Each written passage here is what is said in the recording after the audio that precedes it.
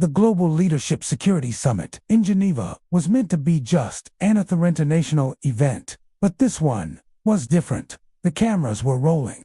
Fueled was watching. Captain Ibrahim Traoré, leader of Burkina Faso, stepped up to the podium. His uniform was crisp, his expression calm but intense. He was there to speak about something the world had ignored for too long: violent, systematic exploitation of Africa. He paused before speaking, but before a word could leave his lips, movement to the left of the stage. A tall man in a black suit stormed past security, an American. He wasn't part of summit lineup. Then gasps rippled through the audience. It was an FBI agent.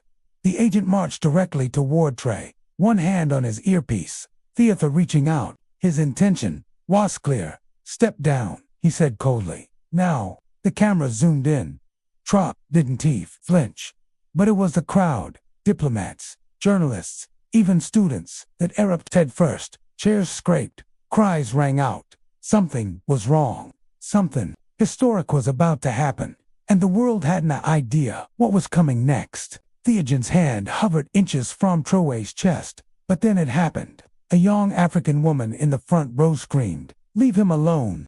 She rushed Shedford, breaking past the velvet rope. Behind her, an old French journalist followed. Then a Nigerian student leaped over a row of chairs. In seconds, dozens, no, hundreds, stood up, hands raised, voices rising. The agent froze. He looked around, confused. This wasn't supposed to happen. "You can't silence him," someone yelled. "He speaks for all of us." Security scrambled, but the wave of people blocked the path. Traoré hadn't moved an inch. Still stoic, his eyes piercing. Then he gently stepped forward, placed a hand on the microphone, and whispered, "If you're afraid of my voice, may bites because it tells the truth." Theorem exploded. Social media went wild. "Let Taya speak" started trending within minutes. The FBI agent backed off, lips tight, orders screaming in his earpiece. But it was too late. The crowd had made a decision. He would not be silenced. And now, he was ready to speak. Traoré looked out over the roaring room. Then slowly he pulled a folded letter from his jacket pocket. "I wasn't going to read this," he said softly, voice shaking ever so slightly. "But now I must silence. It's from a mother in Ouagadougou. Her name is Isa. She deedless weak." He unfolded the paper, hands steady. The room dimmed. He began to read. "To the leaders of the world, I do not write this to beg. I write this so ya will understand what you've done. My son, 8 years old, died from water poisoned by foreign mines. His school was closed, his dreams gone. They validate progress, but I call it theft. Please stop helping us die slowly." The room was still dead still. Even the agent lowered his head. A woman in the front row wept openly. A cameraman dropped his lens and wiped his face. Traoré looked up, voice, "How many more Isitis must suffer insolence?" He stepped back, and then, first time, the world began to listen. As the agent advanced, a figure from the crowd suddenly leaped onto the stage. A young man holding a crumpled Burkina flag. His eyes burned with purpose. "You touch him, you touch all of us," he shouted. Security lunged. Beautifers followed.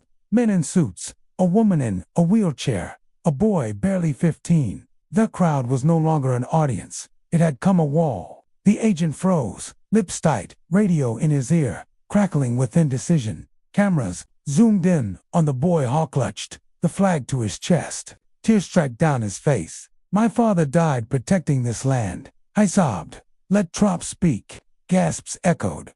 Journalists were standing. Diplomats whispered, some trembling, and Ventro stepped forward. He placed a gentle hand on the boy's shoulder. "You've done enough, son," he said softly. "Now, let me tell them why we fight." The studio went silent. The boy stepped back, holding his flag high. And with that, Captain Ibrahim Traoré turned toward the microphone. What he said next will break hearts across continents. Traoré gripped the podium, but his voice didn't shout. It trembled. "Do you want to know why Africa stands up today? It's because we were never given the choice to kneel."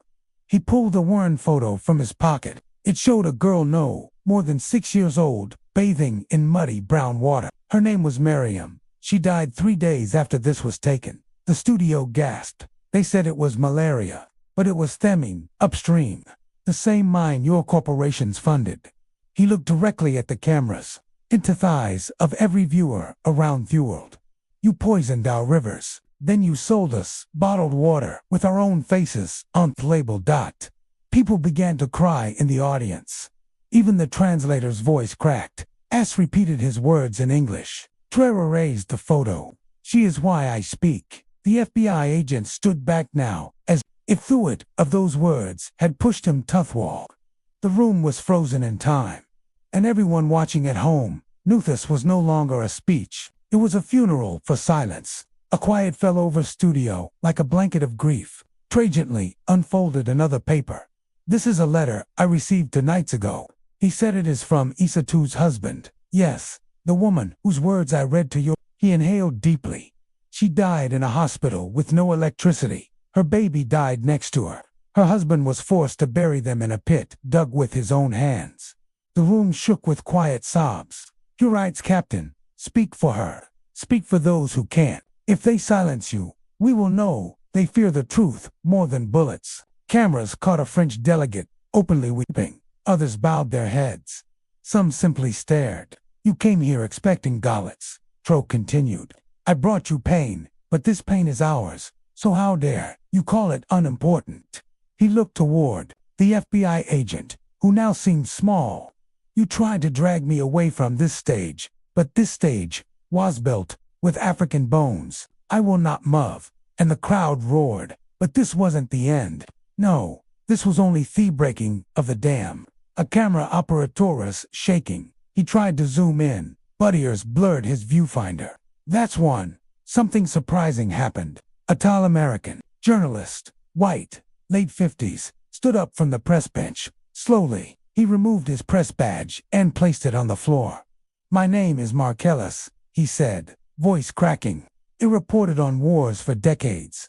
I never cried, but today he turned to today, I am ashamed. People watched in disbelief. He stepped forward. This isn't just about Africa. This is about humanity. And I refused to be silent.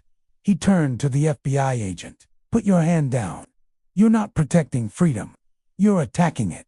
The agent flinched. Just for a moment, Trump nodded respectfully at the journalist. Thank you, Mark. Courage is not born in silence. It's born in moments like this. The studio erupted again, not in noise, but in stillness. People were listening. No, not out of curiosity, but out of heartbreak, because what Trump had to say next was not just about Africa. It was about the entire broken system. Trump opened his phone. He tapped a photo and held it up to the giant LED screen behind him. It was a satellite image of a village. Then another image, nothing but dust. This was Zakama, a small village near our western border, he said quietly. It was terraced in 3 hours. People leaned in. American weapons, French drones, mercenaries with no flag. They were looking for terrorists, but they found children. He tapped again. Photos off burn, toys, a melted bicycle.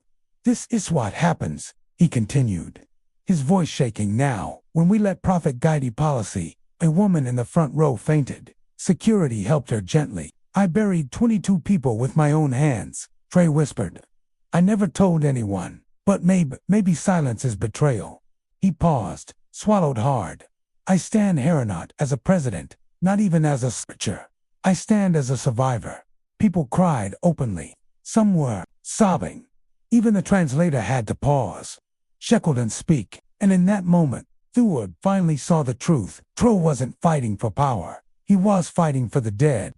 From the back-offed crowd, a small voice echoed. I know that village. Everyone turned. A teenage girl, in a simple dress, stood near the exit doors.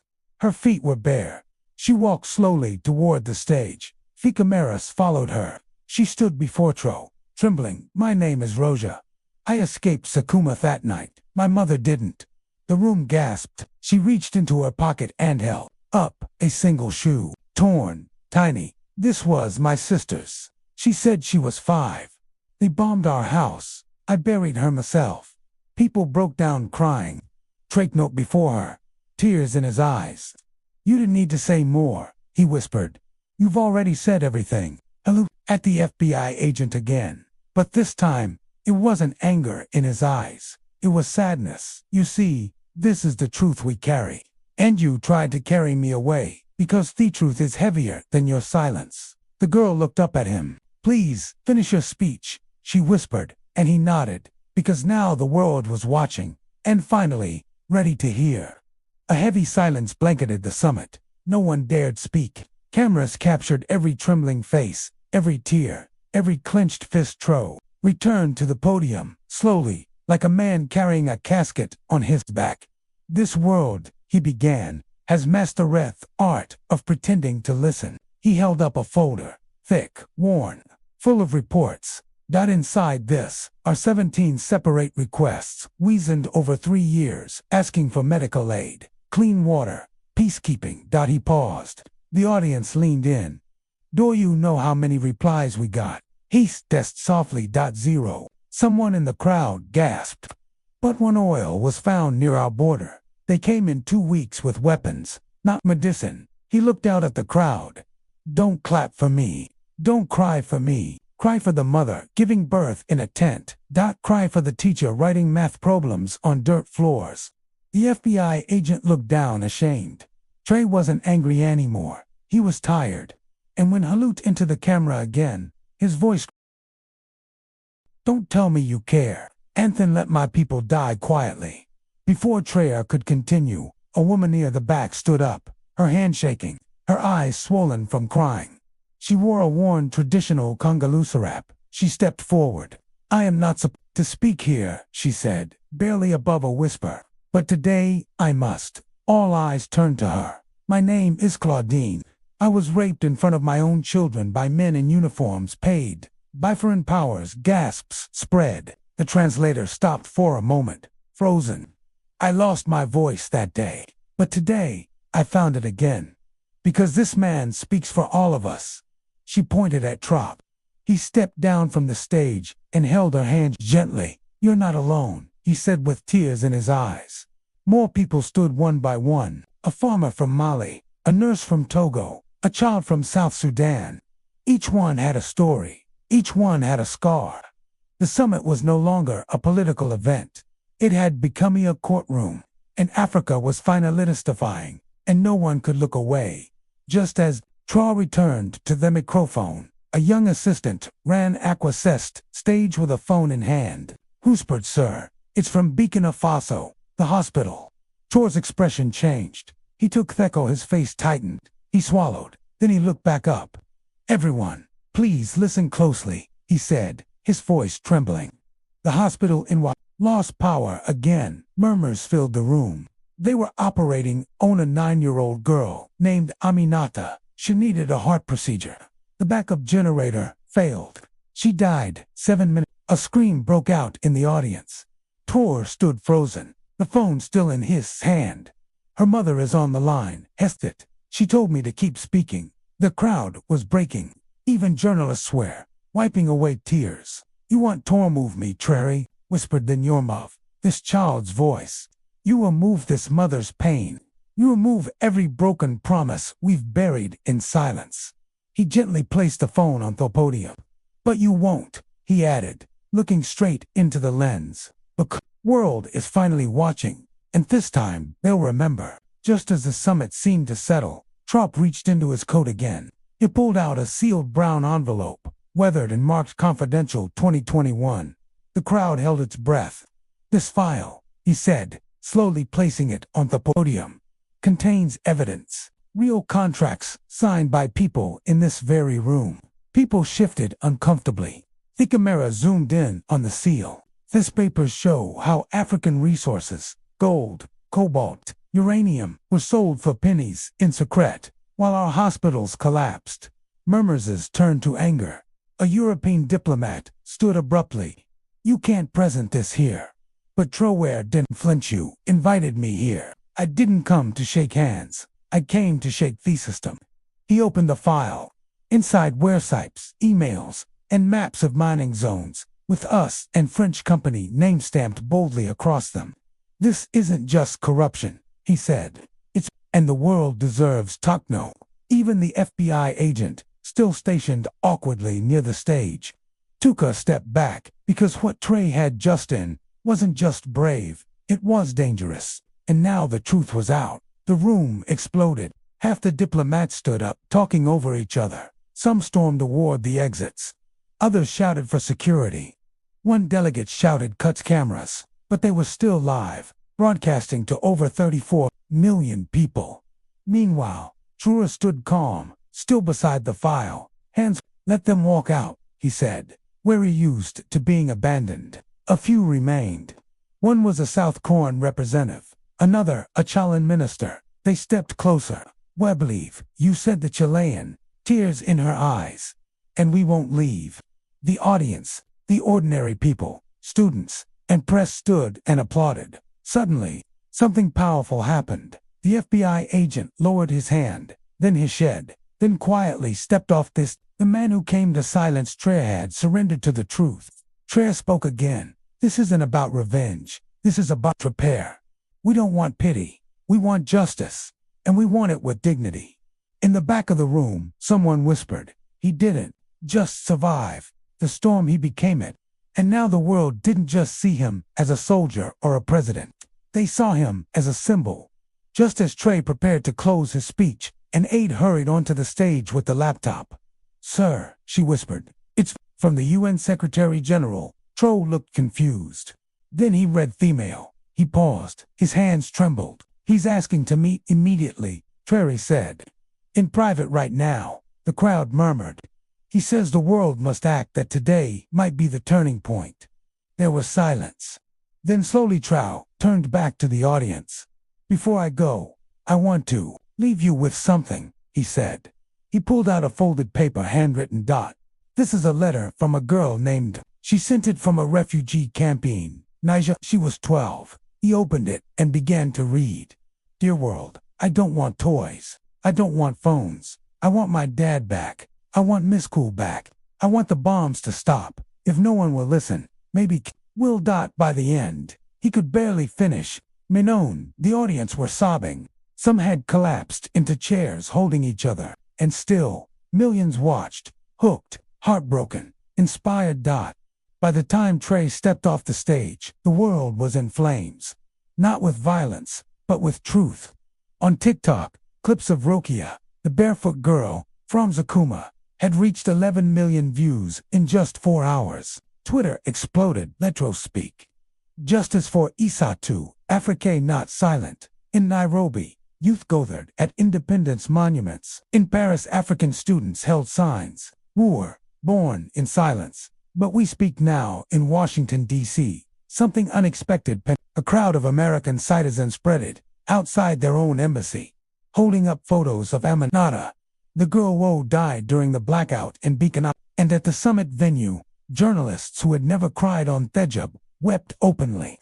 The FBI agent, silent and stunned, was escorted out by thievery. Same people who had once cheered Eaton. No one tried to stop Traoré anymore because, in a single afternoon, he had become the voice of a continent and the messiahs of a generation. And still the world waited for what he would say last. The sun had set outside the summit hall, but no one moved. Inside, the air hung heavy. Then Traoré returned to the microphone one last time. No notes, no papers, just silence. "I'm not a perfect man," he began. "I've lost friends in war. I've buried children who should have lived. I've seen what greed does to good people." He looked around the room slowly, locking eyes with leaders, journalists, and ordinary people. "But I also believe in something bigger than war." A pause. "I believe that every African child deserves to live without fear, that no nation should be punished for wanting to stand. That dignity is not a luxury." A sob escaped from somewhere in the crowd. "You tried to silence me. Butu didn't realize I am millions of voices. I am mothers. I am graves. I am songs buried beneath rubble. I am Rokia's feet, Aminata's heart." The room erupted in quiet weeping. "You don't need to remember my name," he said softly. Just remember what we lost and what we refuse to lose again. And with that, he stepped back from the As Trey turned to leave the stage, he paused just for a moment. Rokia was there barefoot, holding her sister's torn shoe. She walked toward him slowly, gently tugged his sleeve. Then she wiped a tear from his face. "You didn't just speak for us," she whispered, her voice shaking. "You brought us back to life." The crowd exploded into sobs. Delegates who once remained silent were now on their feet, clapping, crying, embracing. Even some world leaders, those who had tried to stay cold, now stood with their heads bowed. The cameras zoomed in one last time on the Barefoot girl and the man who note. The live broadcast ended, but Theward would never forget. If this story touched your heart, if you all felt what Africa feels, if you cried for Rokia, or Aminata, or Isatu, then don't scroll past. Please like this video so more people can hear this truth. Subscribe so you never miss a voice like this again, and drop a comment below. Tell me what part of this story broke you the most, because your voice matters. And like Captain Traoré said, you don't need to remember my name.